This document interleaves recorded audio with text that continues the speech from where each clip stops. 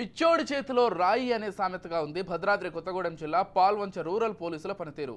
భద్రాద్రి కొత్తగూడెం జిల్లా బూర్గంపాడు మండలం సోంపల్లి గ్రామం నుండి వెళ్లే ఇసుక ట్రాక్టర్కు జరిమానా విధించారు. ట్రాక్టర్ డ్రైవర్ సీటు బెల్ట్ ధరించలేదని జరిమానా విధించారు. దీంతో వాహనదారులు కంగుతిన్నారు. ట్రాఫిక్ రూల్స్ పై పోలీసులు కనీస అవగాహన లేకుండా జరిమానా విధించడం సరికాదన్నారు బాధితులు. నిబంధనలు తెలియని పోలీసులు రవాణా శాఖ ఉన్నతాధికారుల వద్ద శిక్షణ తీసుకోవాలని పోలీసులను కొందరు విమర్శిస్తున్నారు. సోంపల్లి రీచ్ నుండి ఇసుక తీసుకుని వెళ్తుండగా భద్రాద్రి కొత్తగూడెం జిల్లా పాల్వంచ రూరల్ ఎస్ఐ గారు మాకు ఫైన్ వేయడం జరిగింది. ట్రాక్టర్ సీట్ బెల్ట్ లేదనేసి. ట్రాక్టర్ సీట్ బెల్ట్ ఉంటుందా ఉండదా అనేది అవగాహన తెలియకుండా వేశారని మేము అనుకుంటున్నాము.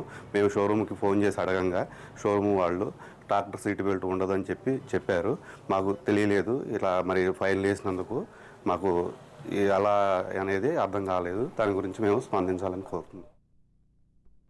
సోంపల్లి రీచ్ నుండి ఇసుక తీసుకుని వెళ్తుండగా భద్రాద్రి కొత్తగూడెం జిల్లా పాల్వంచ రూరల్ ఎస్ఐ గారు మాకు ఫైన్ వేయడం జరిగింది. ట్రాక్టర్ సీట్ బెల్ట్ లేదనేసి. ట్రాక్టర్ సీట్ బెల్ట్ ఉంటుందా ఉండదా అనేది అవగాహన తెలియకుండా వేశారని మేము అనుకుంటున్నాము.